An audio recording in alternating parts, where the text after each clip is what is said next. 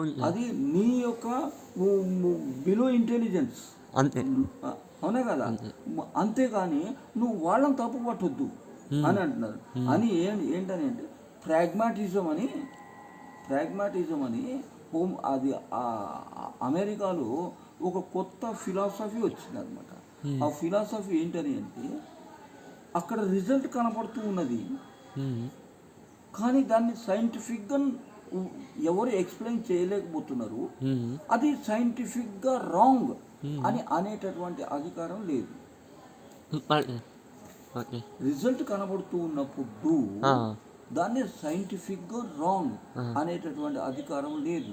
అది నీ యొక్క డిఫెక్ట్, దాన్ని కనిపెట్టాలి. ఒక మంచి పాయింట్ చెప్పారు సార్. ఇప్పుడు తెలియదు ఆ పాయింట్ అని వాళ్ళు ప్రాగ్మాటిక్ ఫిలాసఫీతోని వాళ్ళు హోమియోపతికి లైఫ్ ఇచ్చారు అనమాట. అమెరికా వాళ్ళు. ఇంకొకటి తెలుసా, హోమియోపతిని కనిపెట్టింది హానెమాన్ అని ఒక డాక్టర్ అనమాట. ఆయనను జర్మనీ మెడికల్ డిపార్ట్మెంట్ ఉంది కదా, వాళ్ళు దేశం నుంచి బహిష్కరణ చేస్తారు అనమాట. దేశం నుంచి ఎల్లగొట్టేసాడు అనమాట.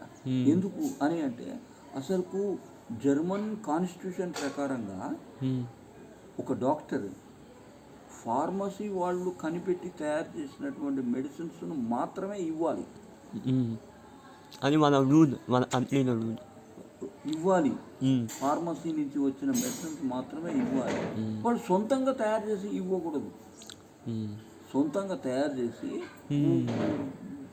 ఒక పేషెంట్ మీద కానీ లేకపోతే ఎక్కువ హెల్తీ పర్సన్కి కానీ ఇవ్వకూడదు అనేది అది రూల్ అనమాట.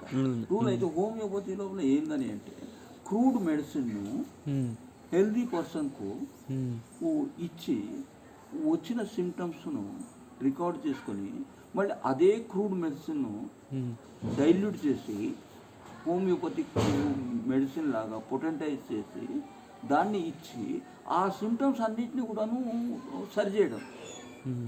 సరిచేసి బయట ఒక అన్హెల్దీ పర్సన్ ఆ సిమ్టమ్స్తో ఉన్నాడు అనుకో, ఆ సిమ్టమ్స్తో ఉన్నట్లయితే ఈ మెడిసిన్ ఆ పేషెంట్కి ఇచ్చినట్లయితే ఆ సిమ్టమ్స్ హీలింగ్ అవుతాయి, క్యూర్ అవుతాయి అనేది హోమియో థియరీ అనమాట.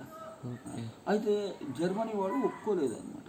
ఏంటంటే నువ్వు హెల్దీ పర్సన్కు క్రూడ్ మెడిసిన్ ఇచ్చి సిమ్టమ్స్ను వచ్చేటట్టు చేస్తానని అంటావు, మళ్ళీ దాన్ని హీలింగ్ అని అంటావు. మళ్ళీ హెల్దీ పర్సన్కు క్రూడ్ మెడిసిన్ ఇచ్చి రోగాలు తెప్పించేది నీకు ఎవరిచ్చిర్రు రైట్?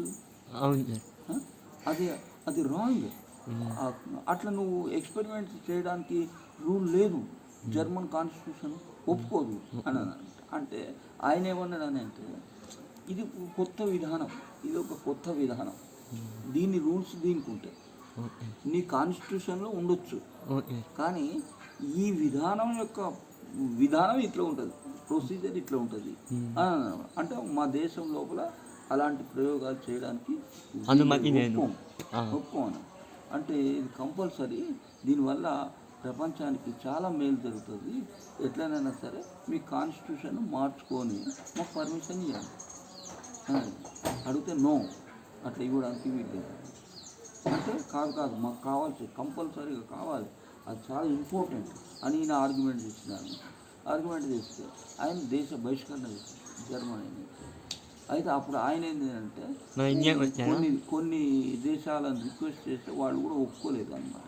ఒప్పుకోకపోతే ఆఖరికి అమెరికా వాళ్ళు ఒప్పుకొని మా దేశానికి రండి, మా దేశంలో మీ ప్రయోగాలు చేసుకోండి అని.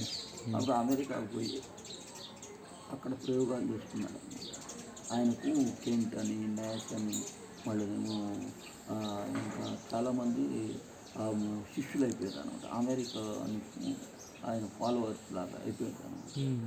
వాళ్ళు కూడా చాలా రీసెర్చ్ చేశారు.